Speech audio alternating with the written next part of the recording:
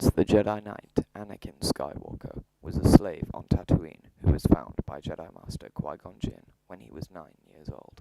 His uncommonly high Force sensitivity was marveled at by Qui-Gon.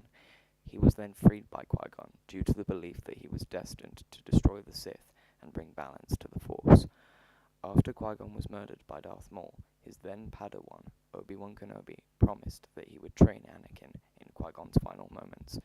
Anakin would attain the rank of Knight in 22 BBY and become a Jedi General in the Clone Wars, and even be assigned the Togrutan Jedi Padawan, Ahsoka Tano, as his apprentice. Over the course of the war, Chancellor Palpatine would gradually lure Anakin to the dark side until the end of the Clone Wars in 19 BBY, when Anakin submitted to Palpatine's rule and became Darth Vader. The newly christened Sith apprentice led the charge in Operation Nightfall, killing all the Jedi in the temple, and he slew the CIS Council on the volcanic world of Mustafar. It was here that Vader would engage Obi-Wan Kenobi in a titanic lightsaber duel, where he was defeated and left to burn alive. He then received an extensive cybernetic reconstruction. Vader would continue hunting down remaining Jedi, and would eventually kill his former master on the original Death Star in 0 BBY. However, in 4 ABY, even though he had beaten his son once before, Luke Skywalker eventually defeated Vader. However, Luke spared Vader's life, rejecting the dark side and provoking the Emperor's fury. Vader stepped in to save his son. However, the severity of the Emperor's torrents of Force lightning caused fatal damage to the life support systems in his suit, which resulted in his death. 1,000 years ago, a group of Sith known as the Brotherhood of Darkness, led by Lord Khan, and the Army of Light, an army of Jedi led by Lord Hoth, were destroyed simultaneously. Little did they know that this devastation was caused by one of the Brotherhood's own members, Darth Bane, who then became the sole Sith Lord in the galaxy for a time, and he went on to instate a new doctrine for the Sith, the Rule of Two. The line ended with Darth Sidious, the first Galactic Emperor and dismantler of the Jedi Order. However, just as key amongst the Rule of Two was Sidious's own master, Darth Plagueis. Plagueis was conceived through a couple whose marriage had been arranged, unknown to them, by the Sith Lord Darth Tenebrous, due to the Bith's intention of creating a child with strong Force sensitivity. Tenebrous then took Plagueis under his wing as his apprentice. Because of their attempts to pick the Republic apart from within, they had to take on political aliases. The two then became political figures in the coming years, fragmenting the Galactic Republic from within. When the day came in 67 BBY, Plagueis murdered his master, and then killed Darth Venemus, an alternate apprentice who was trained by Tenebrous, and Plagueis became Dark Lord of the Sith. He then went in search of an apprentice who could rule with him as a partner. It was then that he found Palpatine, and influenced the young boy to murder his family. From that day forward, Plagueis took Palpatine as his apprentice, and christened him Darth Sidious. Plagueis continued his political demeanor, and Palpatine was enrolled as a senator of Naboo, dismantling the Republic even further. However, in 32 BBY, whilst Plagueis was asleep, Sidious took this opportunity to strike, firing fatal torrents of Sith lightning, ending Plagueis' life. Plagueis' legacy was then continued by word of mouth from Sidious, who referred to Plagueis as Darth Plagueis the Wise. He did this once to flatter his master. All other times Sidious referred to Plagueis with said title was done so to mock him. Hello everyone, what's up? It's Luke here, and I'm back with a new Versus video. I think this matchup will be interesting because of how these two will be able to counter each other in specific areas. Anyway, with that out the way, I present to you Darth Vader versus Darth Plagueis. If these two prodigies of the Force met on the battlefront, who would win? Credit goes to Gensarai1 and Evernova95 for a lot of the information in these breakdowns. The original breakdowns being Gensarai's breakdown of Plagueis from Evernova's Darth Plagueis vs Obi-Wan Kenobi matchup that he did in collaboration with Gensarai1, and Vader's breakdown is coming from Evernova's solo project Darth Maul vs Darth Tyrannus vs Darth Vader. Additional credit also goes to Gensarai for the fan art you will see in this video, because very few official images of Plagueis exist. I will examine Vader up to Return of the Jedi, and I will examine Plagueis as seen in the Darth Plagueis novel. with that out of the way, let's begin.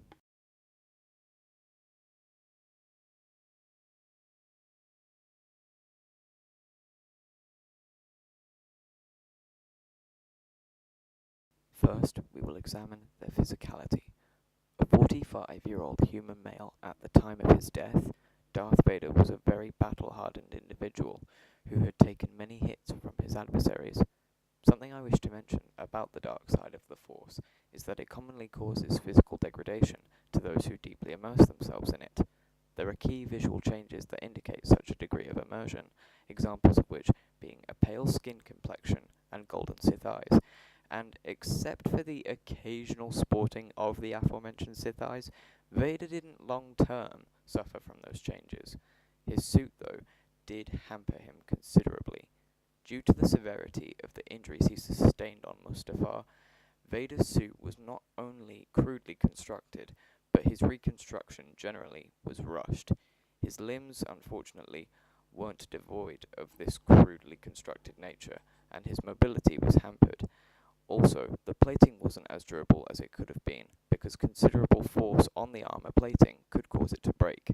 Also, the top-heavy weight of the armor threw him off balance at first. Also, he couldn't withstand all committed strikes. Also, due to the injuries Vader suffered on Mustafar, his lungs were badly damaged, which prevented him from breathing or speaking properly. This resulted in a respirator being required for him to breathe. However, the respirator itself was another great weakness, because on the control panel in his chest was a kill switch that completely disabled the suit. However, the worst situation for Vader to deal with was direct exposure to intense electrical discharges. In fact, Sidious instructed the droids who rebuilt Vader to make the suit weak against lightning deliberately should Vader try to overthrow Sidious. Now, yes, Vader had developed fallback options and even modified his suit later down the line to resist lightning, but low-intensity bursts could cause the limbs to seize up or short out, and high-level barrages could disable everything. And as all Star Wars fans know, it was exposure to lightning that resulted in Vader's undoing. However, the armor was not purely handicaps. Due to his prosthetic limbs, his strength was superhuman, allowing him to lift a full-grown human with casual ease off the ground. Also, his limbs, even though they were crudely made, were still relatively durable, and when empowered by the Force, Vader could drive his fist through materials like rock and steel. Even though the suit did limit his agility, he could still perform basic Ataru acrobatics. Also, the frequent supply of drugs flowing through his suit granted him high levels of stamina. The Force Unleashed 2 novelization notes that Vader had been training for hours without any degree of fatigue setting in. Vader's most impressive element, in my opinion at least, is his endurance. He could withstand minor lightsaber blows at the pauldrons. He has sometimes continued to fight after losing limbs. He continued to fight mere minutes after enduring a lightsaber blow to the face. He was able to emerge unscathed from an AT-AT falling on top of him. He also continued to fight after having heavyweight pylons, if you will, being thrust down on him. He has withstood a grenade explosion to the face. He could survive limited exposure to hard vacuum as well. Overall, whilst Vader isn't what he could have been, he is definitely the definition of a human tank. Darth Plagueis was a male Mune from the planet Munilist, who made it to over a century in age at the time of his death. The Munes are a species of humanoids with very slender, spindly builds. They also have 3 hearts, 2 of which are consciously controlled, granting them a high level of stamina. His natural physiology was nothing to make fun of. However, Plagueis spent more time under his political demeanor as Higo Damask, meaning he wasn't able to maintain his skill on a frequent basis. Whilst he may not be a tank on the surface, he was able to survive an engagement against the Maladian assassins when they attempted to assassinate him. However, this attack did result in Plagueis' lower jaw being disfigured, and he required a respirator mask to breathe. Whilst the mask likely protected him against poisonous gases, that's really where the benefits end. Just like Vader's respirator, if Plagueis' mask was harmed in any way, it would cause suffocation. This, at least for me, isn't particularly easy to call. On the one hand, Vader is much stronger due to his prosthetic limbs, and his armor allows him to tank more deadly hits. However, Plagueis didn't have 3 of his limbs severed, then be burnt alive and require such measures for his life to keep on going, did he? Also, Plagueis' natural physiology gives him superior agility over Vader. Both combatants, should the following force power hit them, are extremely weak against force lightning. A similarity I find extremely coincidental, considering their deaths were caused by the same ability and the same person. Anyway, back to physicality. I believe that Vader's strength and Plagueis' agility cancel each other out. As a result, I declare these two equals in physicality.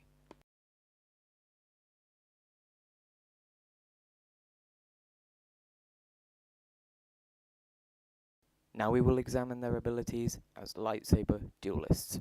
Darth Vader was considered a prodigy with the blade. In fact, some sources claim him to be the best lightsaber duelist of all time. Ironically, much of his skill was the direct result of the injuries he suffered on Mustafar. The physical handicaps that he suffered from all those years ago forced Vader to rebuild his lightsaber combat technique to compensate. The combat style that served as the foundation for Vader's reformed technique was Djem So. This style was in fact a carryover from his days as a Jedi. Form 5 is focused on incorporating defensive tactics and in following them up with instant counteroffenses. Form 5 allows a combatant to take the initiative rather than purely prolonging the inevitable, which is the one drawback that the otherwise perfect Form 3, Sarisu, suffers from. In the Revenge of the Sith novelization, Count Dooku credited Vader's former self as the finest Djem So specialist he had ever seen. However, Vader had managed to raise above the blunt broadsword duelist he once was. His technique had in fact become far more varied. He created a personal hybrid method which featured elements of all 7 forms. However, I believe the other forms he incorporated most often were Forms 2, 3, and the Shien variant of Form 5. When fighting close quarters, Vader would keep his elbows locked near his sides to protect his cybernetics, strongly making use of Sarisu. However, he can also fluidly transition into Shien by seamlessly redirecting blaster fire. He also relied on keeping his elbows close to his sides when fighting 101. Also, when fighting an amateur-level Luke Skywalker on Bespin, Vader was able to halt his assault and defend himself by performing casual wrist flicks, clearly taking inspiration from the dueling-oriented Makoshi form. When it comes to Nyman, there are 2 key elements to this particular style: Jarkai dual-blade fencing and the integration of force attacks into one's lightsaber sequences. In regards to Vader's use of dual blades, he has brandished them, but nothing more than that. However, Vader has used attacks like force throws in the midst of combat. He was also a very calculated fighter, whose tactical nature was based on pattern recognition. However, against someone like Galen Marek, whose only consistent element was inconsistency, that would pose a threat to him. On the whole, though, what we get with Darth Vader is an ingenious fighter whose greatest asset was variety. Against Darth Vader, if you use the same technique, you will either be crushed or pierced in the heart. Darth Plagueis' skill with the lightsaber was spotty at best. On the one hand, you have his own master, Darth Tenebrous, claiming Plagueis to be a master swordsman. On the other hand, Plagueis himself was a scholarly combatant who openly expressed his displeasure for lightsaber dueling. However, this isn't to say Plagueis couldn't use a lightsaber to save his own skin. He was in fact a versatile fighter. This leads me to believe Plagueis' primary form was Nyman. Nyman is a jack-of-all-trades style, which compiled elements of the 5 forms that preceded it. It also featured the use of Jarkai dual-blade fencing and blending the Force into one's lightsaber sequences, the latter of which being Plagueis' go-to response in combat. However, another reason behind why he didn't maintain his combative skill was because of his political presence. Also, should an opponent persist despite his best efforts, all he did was attempt to pack more punch behind his attacks, as seen in his fight against Darth Venemus. Don't get me wrong, Plagueis isn't unintelligent. However, if Plagueis only tries to double down on his attacks, he is almost certain to bring an insufficient level of proficiency to the table due to his lack of passion for the art of dueling. I don't think it's much of a surprise who gets the edge here. Plagueis isn't incompetent, however, Vader maintained his skill on an active basis, and his method gives him a greater variety of tools at his disposal. Darth Vader receives a colossal edge in dueling abilities.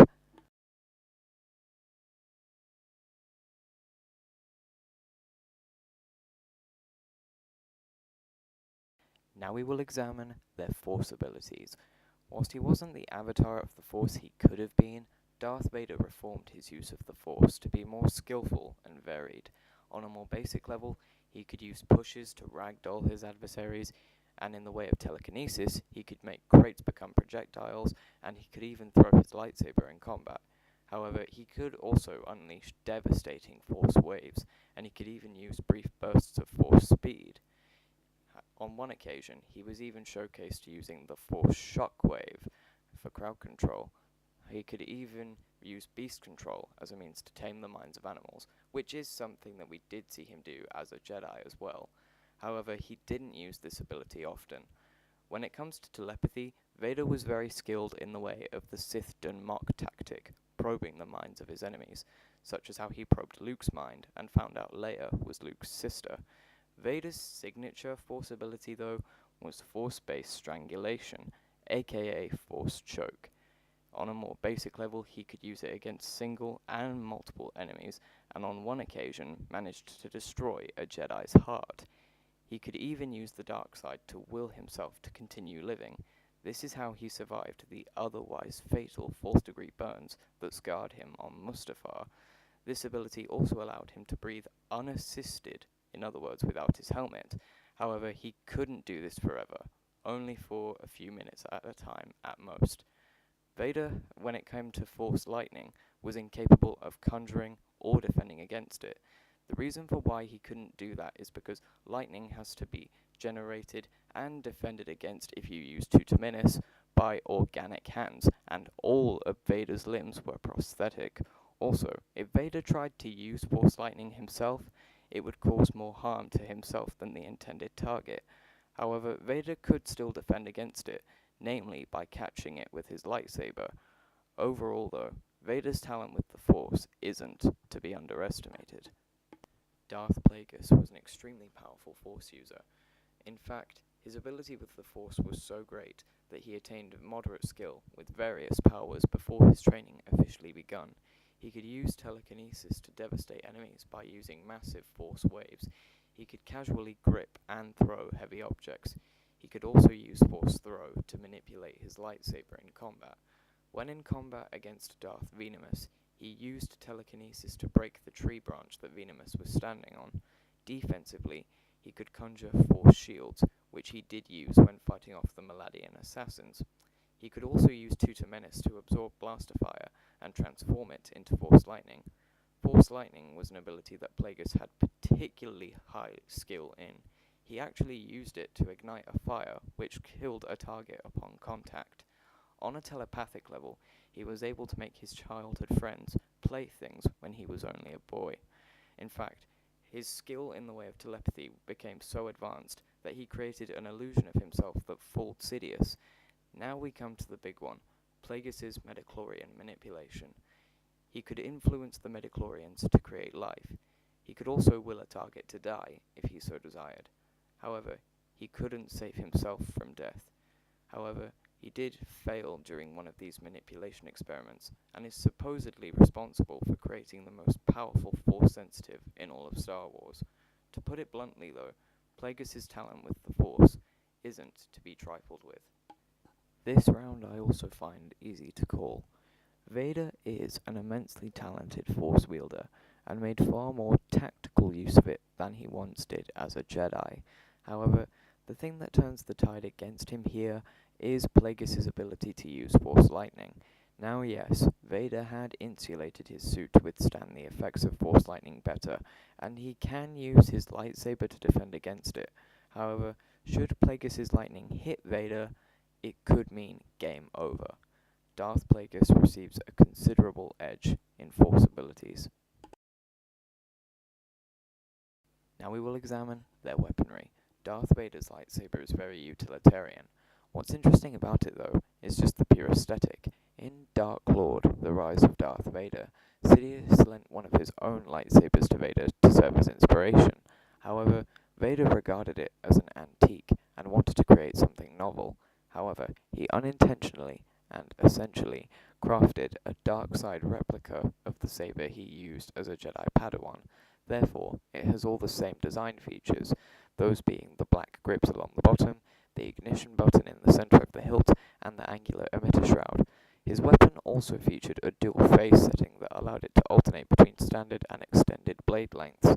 Vader's lightsaber initially used a standard red synthetic crystal that Sidious had provided. However, he later replaced it with a far less common, natural, scarlet-hued Adegan crystal. Both of these crystals would have likely decreased mobility, but increased cutting power. Overall, Vader's lightsaber was heavy-duty and powerful. Darth Plagueis wielded a single-bladed lightsaber. It just seems to be a standard lightsaber that has ergonomic benefits. I would assume the crystal in Plagueis' saber is a standard red synthetic crystal.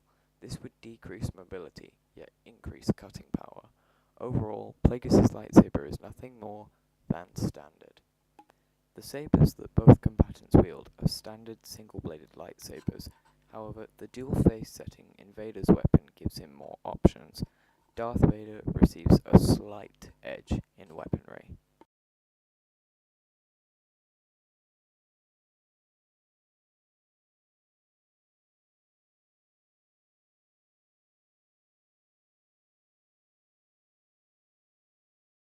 Now we have reached the verdict.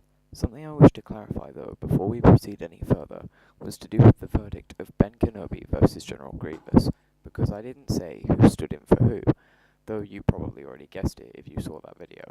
Kenobi stands in for himself and Vader, and Grievous stands in for himself and Kenobi.